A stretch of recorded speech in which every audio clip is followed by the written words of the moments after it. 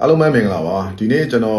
ဆွေးနွေးကြည့်ချင်တဲ့ကိစ္စတစ်ခုကတော့ဒီ online ပေါ်မှာပေါ့နော်ကျွန်တော်တို့တော်တော်များများမလုပ်သင့်မဲနဲ့လုံးမိနေတတ်တဲ့ကိစ္စတစ်ခုအကြောင်းကြာဆွေးနွေးကြည့်ချင်တယ်အဲ့ဒါဘာလဲဆိုတော့ကိုရိုင်းကလည်းမကြိုက်ဘူးကိုရိုင်းကလည်းဒီဓာတ်ပုံဖြစ်ဖြစ်ဒီဗီဒီယိုဖြစ်ဖြစ်ပေါ့နော်ကြိုက်လည်းမကြိုက်ဘူးပြန်လည်းမပြန်စေချင်ဘူးဒါပေမဲ့လည်းကိုယ့်ရဲ့လုပ်ရက်ကပေါ့နော်အဲ့ဒီပုံတွေအဲ့ဒီဗီဒီယိုတွေကိုပို့ပြီးတော့ပြန်နှံ့အောင်လုံးမိတယ်လို့ဒါဖြစ်သွားတဲ့ကိစ္စတစ်ခုအကြောင်းပေါ့နော်ဥပမာအဖြစ်ပြောရမယ်ဆိုရင်ပြီးခဲ့တဲ့ရက်ပိုင်းကဒီအပြာရောင်ပါတီတစ်ခုပေါ့နော်အပြာရောင်ပါတီတစ်ခုကဒီစစ်တပ်ကလုပ်မဲ့တရားမဝင်တရားရွေးကောက်ပွဲမှာဝင်ပြိုင်မဲ့အပြာရောင်ပါတီတစ်ခုကဒီ Donald Trump ရဲ့ပေါ့နော် American သမ္မတ Donald Trump ရဲ့တီလုံးသူ့ရဲ့အကောက်ကိုကပြီးတော့မဲဆွယ်တယ်ဆိုတဲ့ဗီဒီယိုတစ်ခုပေါ့နော် online ပေါ်မှာပြန့်နှံ့လာတာတွေ့ရတယ်အဲ့တော့ဒီဗီဒီယိုလေ့လာကြည့်တဲ့အခါမှာတော်တော်များများဖြန့်တဲ့သူတွေကတစ်ဖက်ကလည်းဖြန့်တာရှိတယ်လို့ပေါ့နော်ဒီ online အင်အားစုတွေတဲကကိုပဲဒီ caption နဲ့ပေါ့ဗျာ caption ကတော့နောက်တယ်ပြောင်းတယ်ရှက်လည်းမရှက်ဘူးဘာလို့ရှောက်လို့နေမှမသိဘူး Donald Trump ကိုသူအားကြနေတယ်အတူခိုးနေတယ်စသဖြင့်ပေါ့ဗျာနော်ဒီလိုမျိုးမကြိုက်ဘူးဆိုတဲ့အကြောင်းကိုဖော်ပြတဲ့ caption နဲ့ဒီ video ကိုပြန်ပြီးတော့ share ကြတာကိုလည်းကျွန်တော်တွေ့ရတယ်ပေါ့နော်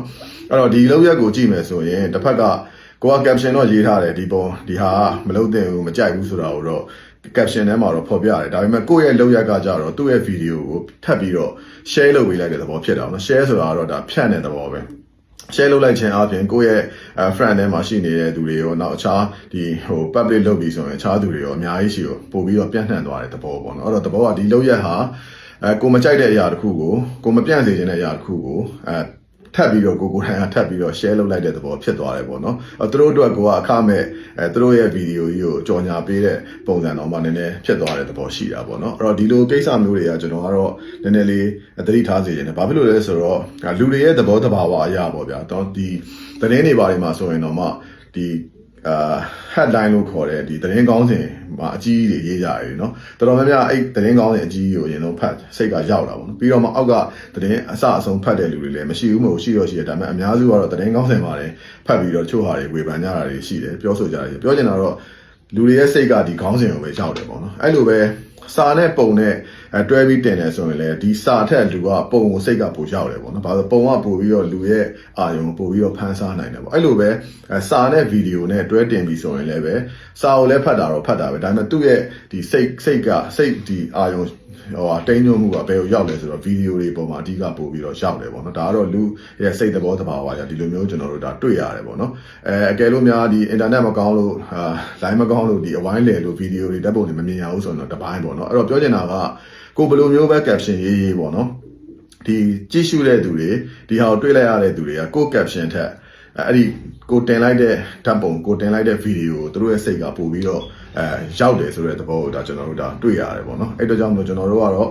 ့ကျွန်တော်ဆိုရင်ကျွန်တော် wall ပေါ်မှာကိုမကြိုက်တဲ့ဓာတ်ပုံကိုမကြိုက်တဲ့ဗီဒီယိုကိုဘယ်လို caption မျိုးနဲ့မှကျွန်တော်ပြန်မ share ဘူးပေါ့နော်အကယ်လို့များမဖြစ်မနေဒါတင်နေတယ်ဆိုရင်တော့မှကျွန်တော်တို့တွေအရန်တတိထားဖို့လိုတယ်ဒီလူဟာဒီပုဂ္ဂိုလ်ဟာဒီလုပ်ရက်ဟာကိုမကြိုက်ဘူးဆိုရင်ဒါကိုမကြိုက်တဲ့အကြောင်းအဲ့ဓာတ်ပုံမှာဖြစ်အဲ့ဗီဒီယိုမှာဖြစ်ဒီတုံးထူပြီးတော့ပေါ့နော် blind call ဆိုလဲ blind call ပေါ့နော်ဒီတိတာထင်ရှားတဲ့တစ်စိတ်တုံးတစ်ခုခုနဲ့ဒါမှမဟုတ်တစ်ခု cross လုပ်တာမျိုးပေါ့နော်ဒါမျိုးလုပ်ပြီးတော့မှတင်တာမျိုးဗီဒီယိုဆိုရင်အဲ့ဗီဒီယိုကြီးကိုပြန် share တာပြန်တင်တာမျိုးမဟုတ်ဘဲနဲ့ screenshot capture ယူလိုက်ပြီးတော့ကျွန်တော်တို့အဲ့မှာcross ပုံဖြစ်ဖြစ် blind call ဖြစ်ဖြစ်တစ်ခုခုထုပြီးတော့တင်တာမျိုးပေါ့နော်ဒီလိုမျိုးအလုပ်ပုံစံမျိုးပို့ပြီးတော့ဒါလုပ်တင်တယ်လို့ကျွန်တော်ကတော့အကြံပြုလို့တယ်ဘာလို့လဲဒီမှာကျွန်တော်အဓိကအကြံထပ်ပြုလို့တာတော့ဒီကျွန်တော်တို့Maxen ရေးတယ်ပေါ့နော်ဂရုမစိုက်ခြင်းအမှုပညာဆိုတာရှိတယ်လीနော်အဲ့စာအုပ်ထဲကအတိုင်းပဲတကယ်ဂရုမစိုက်ခြင်းအမှုပညာကိုကျင့်သုံးစေခြင်းနဲ့ကိုတကယ် point ကောက်လောက်ရမယ့်ကိစ္စတွေเนาะကိုတကယ် online ပေါ်မှာမပြန့်နှံ့နေတဲ့အရာတွေဆိုရင်အဖက်ကိုလုံနေတယ်ကိုကအဖက်လုပ်ပြီးတော့ caption တစ်ခုခုနဲ့ပြန်ပြီး share လိုက်ခြင်းဟာတစ်ဖက်မှာကြည့်ရင်သူတို့ရဲ့ video သူတို့ရဲ့ပုံကိုကပါတဆင့်ခံပေါ့နော်ထပ်ပြီးတော့ဖြန့်ပေးလိုက်တဲ့သဘောစောင့်ပါတယ်အဲ့တို့ကြောင့်မလို့သူတို့ကပျော်နေနိုင်တယ်ပေါ့နော်အဲ့တို့ကြောင့်မလို့ကျွန်တော်တို့တွေonline ပေါ်မှာကိုမမြင်နေတဲ့အရာတခုကိုမကြိုက်တဲ့အရာတခုအခြားသူကိုထပ်ပြီးတော့မပြန့်နှံ့စေတဲ့အရာတခုကိုကျွန်တော်တို့ပြန်ပြီးတော့ကိုယ့်ရဲ့ wall ပေါ်ကနေတစ်ဆင့်ပြန်ပြီးတော့ share တာမျိုးပေါ့နော်ဒါမျိုးကိုတတ်နိုင်တယ်များမလုပ်ဖို့အကယ်လို့လုံးမိမယ်လှုပ်ချင်တယ်ဆိုရင်လည်းမဖြစ်မနေလှုပ်ချင်တယ်ဆိုရင်လည်းပဲ သူတို့ရဲ့ဓာတ်ပုံသူတို့ပြချင်တာထက်ပိုပြီးတိတာထင်ရှားတဲ့ကိုပေးချင်တဲ့ message ပေါ့နော် boycott လားဒါမှမဟုတ်လည်းဒီလူတွေကိုလုံးဝလက်မခံဘူးဆိုတော့ဒီ cross လားပေါ့နော်စသဖြင့်အဲ့ဒီကိုပေးချင်တဲ့ message ကိုပို့ပြီးတော့တိတာထင်ရှားတဲ့တခုခုနဲ့ကျွန်တော်တို့ဒါကိုတစ်စိတ်ခတ်နှိပ်ပြီးတော့တင်တာမျိုးဖြန့်တာမျိုးကတော့ပို့ပြီးတော့အဆင်ပြေလိမ့်မယ်အဲ့လိုမဟုတ်ဘဲနဲ့သူတို့ရဲ့ဓာတ်ပုံကြီးသူတို့ရဲ့ video ကြီးကိုအရင်အတိုင်း caption လေးအတူလေးရှောင်းရေးပြီးတော့ဖြန့်တာမျိုးကတော့သူတို့ရဲ့ကျွန်တော်တို့ဖြစ်ချင်တဲ့ရည်ရွယ်ချက်ထက်သူတို့ရဲ့ post တွေကိုသူတို့ရဲ့အရာတွေကိုပေါ့နော်သူတို့ပြန့်နှံ့စေချင်တာတွေကိုကိုကပါကျွန်တော်တို့